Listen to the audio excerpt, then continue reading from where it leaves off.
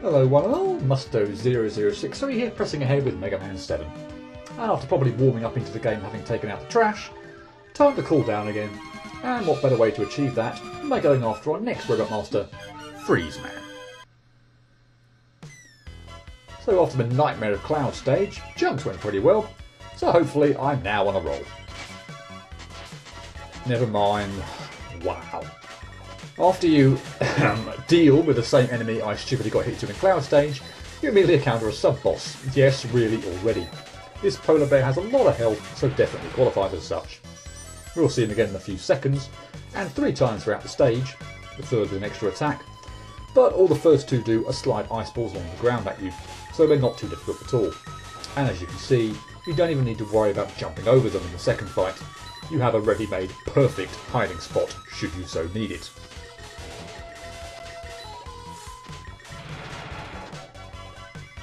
Of course, any Mega Man player is very familiar with shield attackers. This is Mega Man 7's offering, and as always, like any good coward, shoot them in the back. This one here though, I never tend to bother killing at all, and simply slide underneath it. Next screen has these icicle tech enemies, which once you get close enough to, try to drop their icicles on top of you. Of course, sometimes rather than being a hindrance, they're actually a huge help. The dropped icicle is the only way to safe to make it across, certainly the first of these spike pits, without resorting to rush.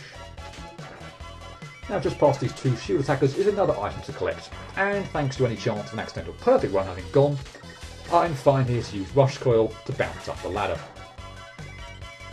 And as you might well anticipate, the icy looking platforms do actually crumble. So once you step on them, don't hang around for too much longer, or you'll miss your opportunity to get to the very top and collect one of 4 item plates, this being the H. Now I did, quote, miss the plates in Cloud and Junk stage, but I needed a certain weapon, freezes actually, in order to get them, so I'll need to go back for those later. A Clement, whoops, I mean Sniper Joe lying in wait, still got to make that joke at least once per game. And the terrain really not doing it any favours, as you'd have to jump straight into its pellet shots for it to have any chance at getting you. Take the high road here. The gaps do occasionally look too big to cross without rush, but as I demonstrate, it can be done. And your reward for doing so is to collect Rush Search. Basically, you summon Rush and you'll dig for items. Only a very few select locations have anything useful, and how you're supposed to know where decent dig sites are, I'll never know. But nonetheless, I will show Rush Search in action in later videos. And here's the third and final polar bear, and in addition to the ice ball attack, you can now also summon icicles which drop from the ceiling. They do hang there for a moment before dropping, so as long as you pay attention, you should have ample time to take evasive action. There's also an E-Tank behind him, which I am certainly going to grab. I don't believe to date you've actually seen me use one, although do leave a comment and correct me if I'm wrong. Trust me, I will be using an E-Tank in this game. And it might look like I'm horribly screwing up getting on that ladder, and I guess that's true, but it's actually not the straightforward jump it might appear to be. For the last little section we have 3 bomb slates to watch out for, walk under the first, slide on the second, and jump the third. Simple enough when you know what to do. And yes, that is a location where I forgot during this run of the level to use Rush Search. I'll do it another time.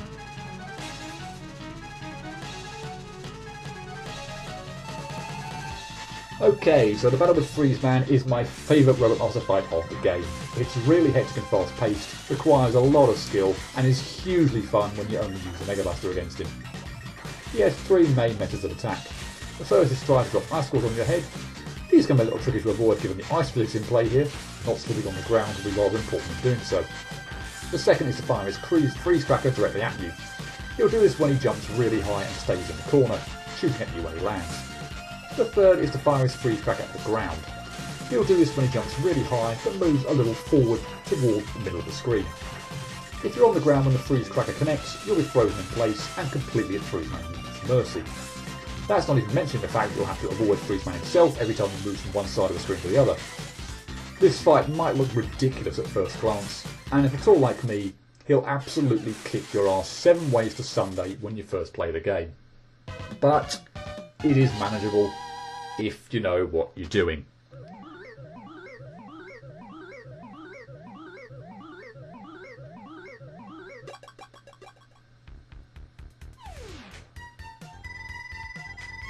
The freeze cracker fires ice bullets, doesn't it? Yes, and the bullets will split when they hit the ground. I get Freeze Cracker, and I think based upon that fight, I richly earned it. Showing about the first 5 seconds of the level, otherwise a pretty solid showing I think. And probably fairly obvious where the difficulty may lie for a potential perfect run. Not enough difficulty though, and this is one I rather enjoyed.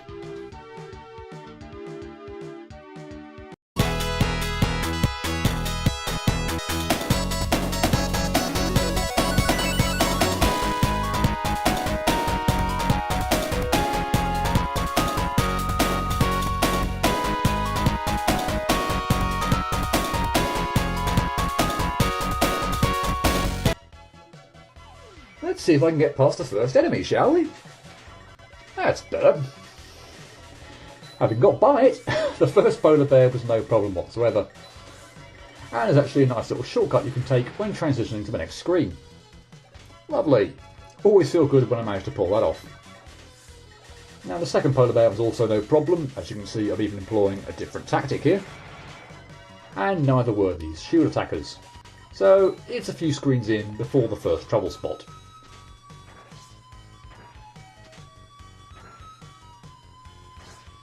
And here it is. I made one horrific foul up to the first set of icicle dropping enemies. If you just slide by the first 4, you'll be absolutely fine. And I forgot the shield attacker here was waiting at the end, so jump straight into its face.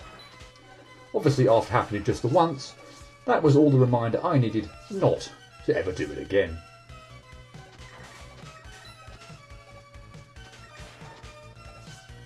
So the main cause of level outtakes was this screen, either failing to make the jumps to keep on the high road, or having made it all the way at the top, screwing up getting by the last cannon and spine enemies.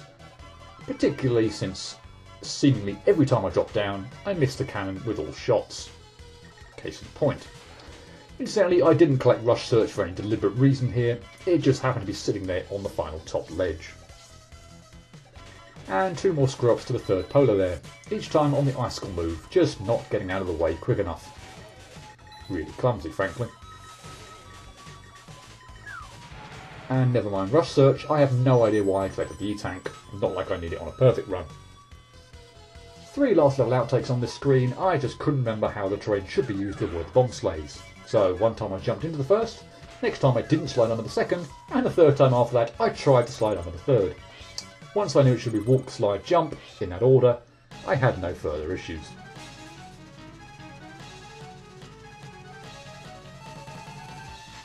So having whizzed through the level in just 2 minutes, time for the rematch with Freezeman. And believe me, as I'll explain in a moment, rematch is definitely the right word. It should be reasonably obvious how to dodge the falling icicles, that you'll want to jump the horizontal freeze cracker, and that you'll want to jump so as not to be on the floor when it gets frozen. Not that that's always easy to do given the ice physics, but dodging attacks is fairly intuitive. What I want to talk about more is the strategy for ensuring I jump over or slide under freeze at the right moments. And the secret is that he jumps when you shoot. So when I don't shoot at him, I jump over him, and when I do, I slide under him. Things are still incredibly hectic, and it's so easy to lose your composure. But you controlling when Freezeman jumps is absolutely key to pulling off a perfect fight here.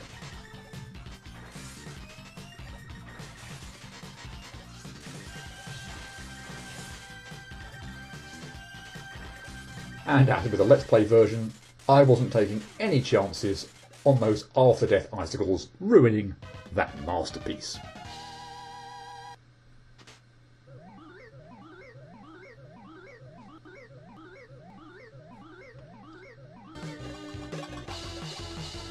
So briefly, before we get to the difficulty analysis, yes, I understood the boss rush, but I wanted to show off a couple of extra things on Freezeman. The first of them being that if you do nothing at the start of the fight, so I've not moved, shot, jumped, whatever, then Freezeman will not actually attack you and instead just stands there taunting you to get on with the fight. When you do get on with the fight, if for some reason you decide to attack him with his own weapon, Freeze Cracker, he looks out at the screen a bit like in his opening pose at the player to say, "Why the hell did you attack me with that for?" and actually heals himself. So yeah, I showed this off in the boss rush because it would be difficult to attack him with his own weapon in his stage, but yeah, just a little funny thing to show off there. For entertainment value really only, not a particularly viable boss strategy.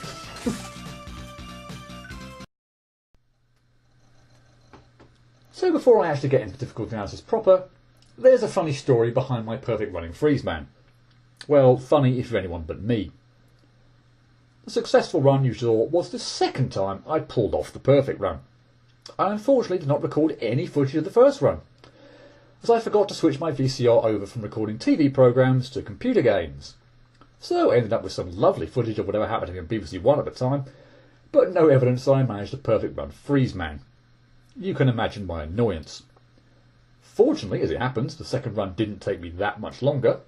In case you're curious, an additional 8 attempts with 6 further failures on the Robot Master.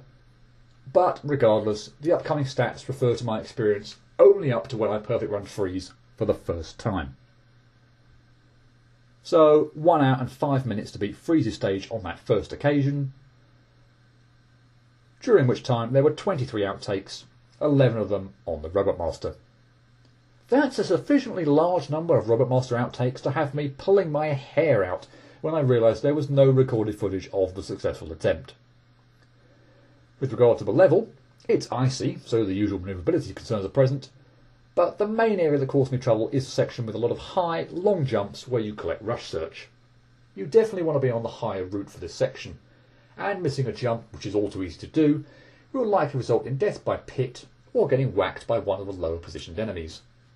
Even when you make it all the way across, you still have to drop down right at the end, and there are 2 enemies just lying in wait to make this awkward. Other than that area, most other failures felt clumsy more than anything else, in particular the 3 I suffered on the screen before the boss. I forgot the toboggans were there and how you need to manoeuvre in order to dodge them. As for Freeze Man, this is a very hectic and difficult fight, albeit somewhat of a fun one, and there's a real sense of achievement when pulling off the victory. He's still somewhat predictable, although he can mix up when he's going to stop and drop icicles on you, so beware. And he's also somewhat manipulable, in the sense that he jumps when you shoot him, provided he's on the ground. And that is going to be key in terms of planning out whether you should jump over him or slide under him. That being said though, he's very quick with his attacks, and of course the fact that the ground is slippery only adds to the uncomfortableness felt during this fight. So he's not easy by any stretch of the imagination, but there's definitely worse out there. Despite a large number of outtakes on the Robot Master, like I said, the fight is actually really fun when attempting a no damage buster only run, and it never felt especially cheap. So while I can't say I was happy, I certainly wasn't too annoyed with this stage. It felt like a good, solid challenge.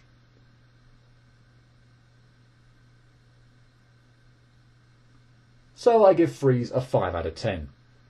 Might at first glance seem a bit low. I think I could justify rating him a 6, but ultimately looking at the other stages I've rated as 6, thus far Ice, Ring, Charge and Wind, I think all of those stages were slightly more difficult and annoying in one way or another. And although it didn't factor into the analysis, I think the fact that I managed to perfect run Freeze a second time after not much additional exhaustion backs up my decision to err on the lower side of things. So 5 it is then. That just leaves 1 left in the first half of Robot Masters, and I'm sure you're all just bursting with excitement to find out how it's going to turn out for me. You'll find out next time. Hopefully see you then.